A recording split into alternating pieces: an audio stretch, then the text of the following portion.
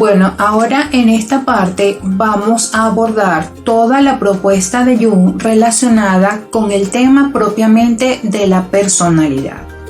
Si bien es cierto que todos los elementos que hemos visto anteriormente van a coincidir con esta propuesta de lo que él considera que es el proceso de la personalidad, en este apartado vamos a trabajar directamente con todo este proceso.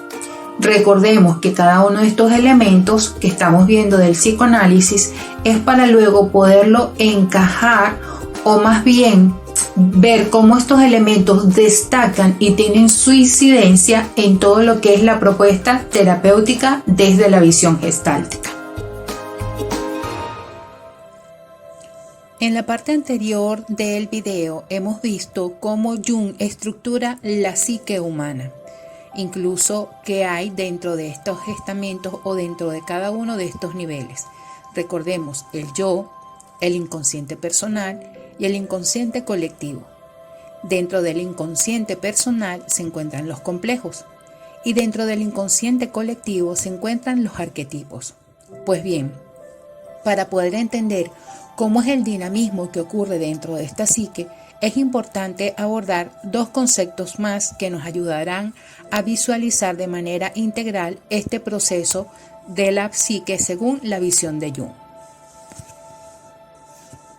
Energía psíquica. Antes de hablar lo que propone Jung acerca de lo que él entiende por energía psíquica, recordemos el concepto de energía según Freud. Freud señala que el ello es el reservorio de la energía psíquica puesta al servicio del placer. Para Freud, la energía psíquica tiene que ver con pulsión. El concepto de Jung se parece en algo, pero Jung señala que la energía vital, que es producto de los procesos metabólicos del organismo, a partir de esa energía vital, una porción de esa energía se dirige o es invertida en los procesos psíquicos, y a esa porción de energía es la que Jung llama energía psíquica. El resto de la energía vital, Jung lo llamó líbido. Por lo tanto, este concepto es para Jung mucho más general que de lo que señala Freud al respecto de la libido y de la energía. Valor psíquico. Jung sostiene que la psique tiene como un sistema de valores psicológicos. De acuerdo a esas escalas de valores, esa le permite estimar o dirigir la cantidad de energía psíquica necesaria a cada uno de esos valores. Es decir, que la intensidad de los valores inconscientes de alguna manera dirige la cantidad de energía.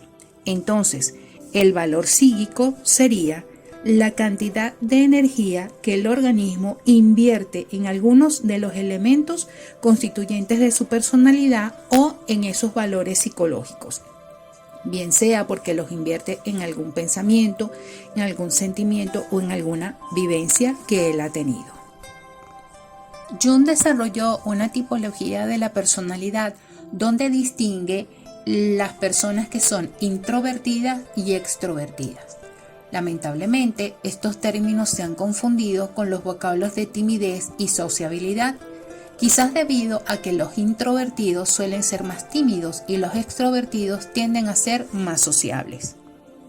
Las personas introvertidas prefieren su mundo interno, mundo de pensamientos, sentimientos, fantasías, sueños, mientras que los extrovertidos prefieren el mundo externo de las cosas, las actividades y las personas.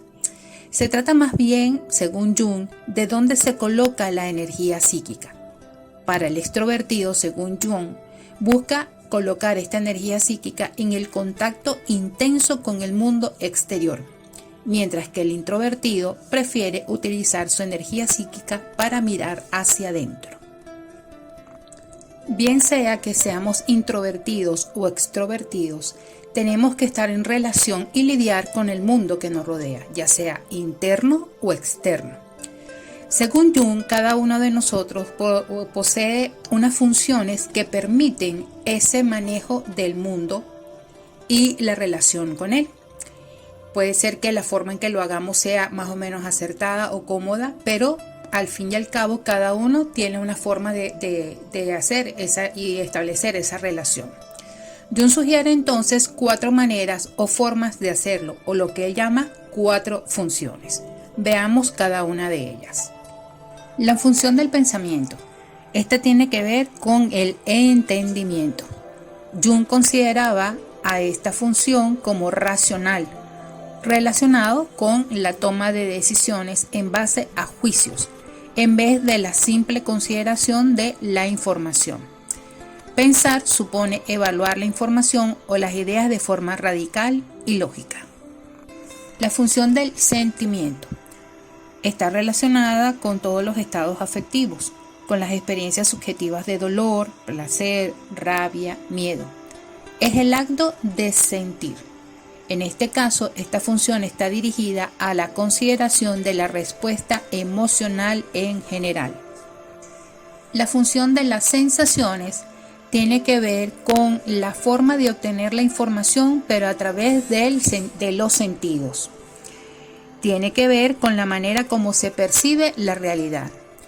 Jung consideraba a esta función como una de las funciones irracionales, o lo que es lo mismo, que comprende más a las percepciones que al juicio de la información.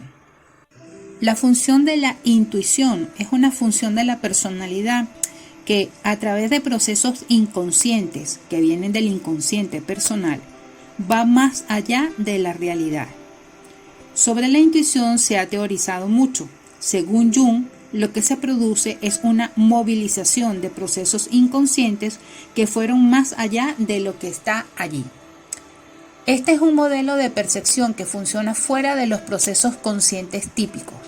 Es irracional o perceptiva como la sensación, pero surge de una bastante más compleja integración de grandes cantidades de información, más que una simple visión o escucha.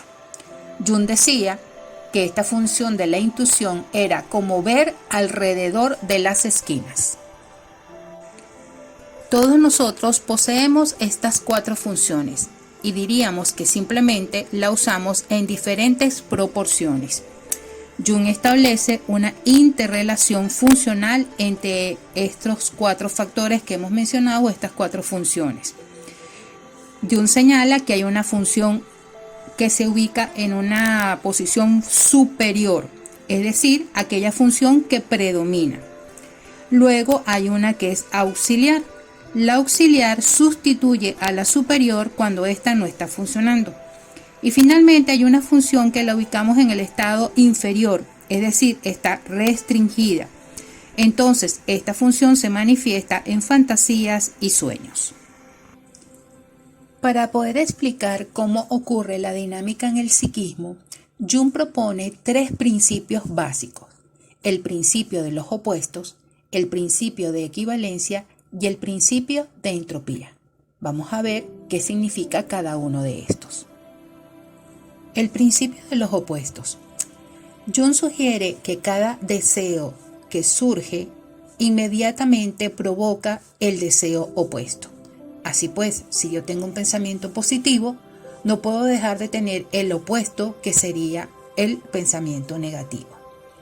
De acuerdo a Jung, esta oposición de poderes o de opuestos es lo que de alguna forma genera la fuerza y el poder del psiquismo. Son como los 2 polos de una batería. Para que la batería funcione debe haber un polo positivo y un polo negativo. Si el contraste entre estos polos es grande, es decir, hay una fuerte presencia positiva y por lo tanto se le pone una fuerte presencia negativa, entonces esto aporta un nivel de energía alto, un nivel de energía fuerte. Si por el contrario la fuerza entre estos dos o el contraste es débil, se provoca entonces una energía pobre. El principio de equivalencia. Si un valor decae, la energía contenida en ese valor reaparece en otro valor psíquico. Por ejemplo, si el valor se encuentra en la función de sentimientos y ésta recae, según esta ley, este valor que ha decaído reaparece en otra función. Por ejemplo, aparecería en la función de pensamiento. Entonces la persona se hace más analítica. Recuerden que este principio es un juego de fuerzas energéticas que tiene que ver con los valores psíquicos. Porque es importante entender esto del principio de equivalencia. Pues cuando estemos como facilitadores acompañando a una persona en terapia, vamos a observar que la persona puede venir con una energía psíquica invertida en unos determinados valores. Y a medida que va haciendo su proceso, esta energía, por la ley de equivalencia, se va movilizando hacia otros valores. Principio de la entropía. Jung extrajo la idea de la física, donde la entropía se refiere a la tendencia de que todos los sistemas físicos tienden a buscar su equilibrio. Está asociado con la segunda ley de la termodinámica. Y en este principio señala que la distribución de la energía psíquica tiende a buscar ese equilibrio. Es decir, que los cuerpos tienden a estar en el mejor estado de energía posible. Por ejemplo, si una persona cuyo valor psíquico está dirigido hacia la extroversión, puede llegar un momento en que la energía invertida en ellos sea tan grande que haga una depresión. Es decir, cuando una energía está toda de un solo lado, el sistema energético busca compensarse, llenándose hacia el opuesto. Fíjense, en términos generales, cuando se logra un éxito, suele haber una sensación de vacío, porque esa energía invertida tiende a buscar el reposo, para luego volver al desequilibrio y así sucesivamente. Jung señala que la distribución uniforme de la energía de la personalidad relativo a las funciones para la unificación del sí mismo no es posible, porque esto implicaría una detención de los procesos. Uno negaría al otro y esto equivaldría a la muerte. Por lo tanto, este movimiento del principio entrópico está constantemente buscando, se va hacia un polo, luego regrese y busca al otro. Hay esa dinámica y esa actividad. El proceso de individuación. Este proceso tiene que ver con el sí mismo.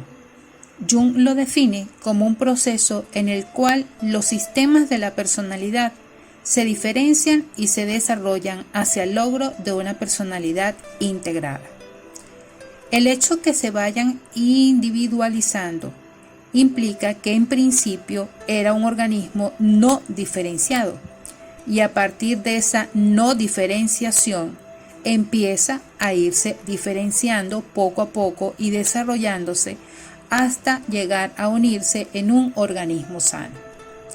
El proceso de individuación desde la perspectiva junguiana recorre varias fases, pero estas fases no fueron de alguna manera precisas o descritas como tal por Jung, sino a lo largo de toda su investigación y de sus escritos.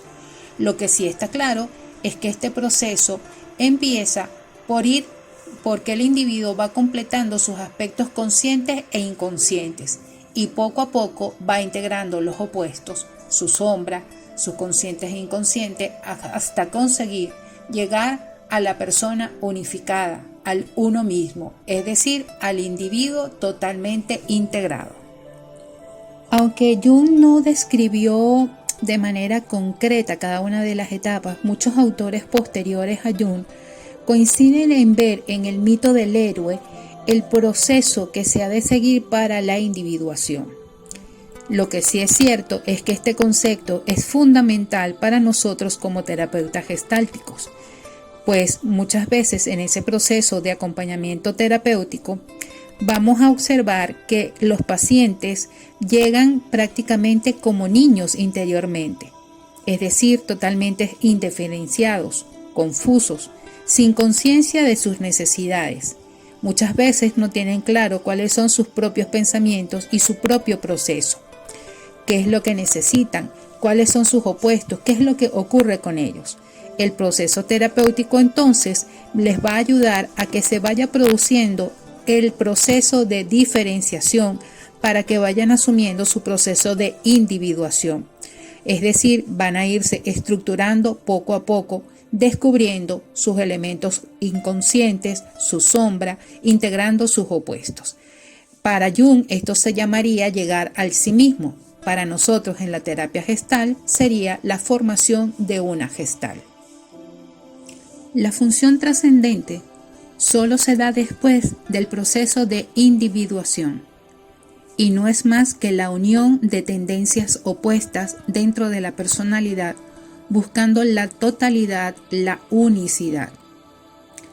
El fin de la función trascendente es la revelación de la esencia, la realización de la personalidad originalmente oculta en el plasma embrionario de la potencialidad original. Esto tiene que ver con la particularidad de cada ser. Es esa frase que Cristo dice: yo soy lo que soy.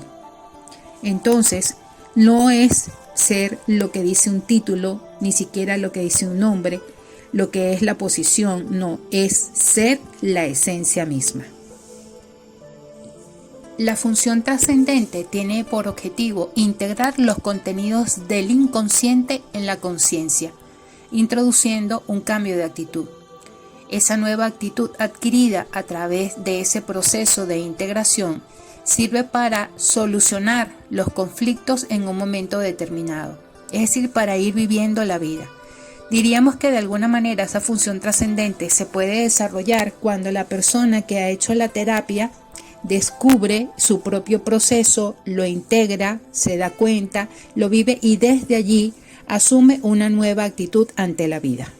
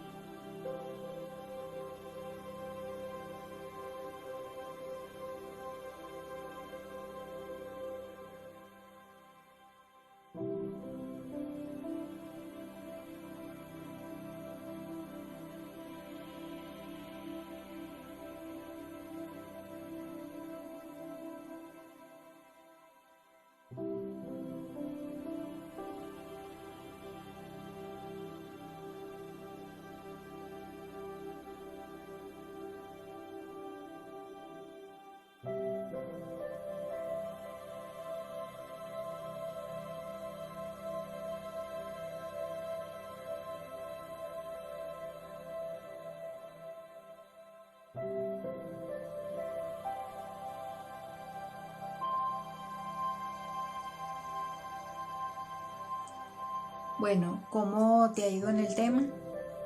Si bien es cierto, como ya lo dije en el tema sobre paradigma y todo lo que era la teoría sistémica, que estos temas del psicoanálisis y toda esta terminología no la vamos a aplicar directamente en una terapia gestal o en una sesión terapéutica con un paciente o con una persona que estamos acompañando, sí es importante que estos elementos teóricos te queden bastante claros, que el conocimiento sea preciso y sobre todo conciso y sencillo para tú manejarlo, porque un terapeuta gestal debe tener conocimientos sólidos sobre que justifiquen de alguna manera nuestro quehacer terapéutico. Y ya lo hemos dicho anteriormente, cómo la terapia gestal ha crecido, ¿verdad?, desde esas raíces psicoanalíticas. Es importante entonces ir abordando y también, en la medida que puedas, profundizar sobre estos autores. Quizás, vuelvo y repito, los términos sean nuevos o te puedan enredar, pero léelos, haz un esquema, vuelve como a ubicarlos, repite nuevamente este video como ya te lo dije anteriormente, toma notas para luego ir aclarando las dudas. Pero insisto, es importante que todo este conocimiento teórico nos dé unas bases sólidas como terapeutas gestálticos para que podamos tener el sentido de lo que vamos haciendo en nuestra práctica terapéutica. Adelante.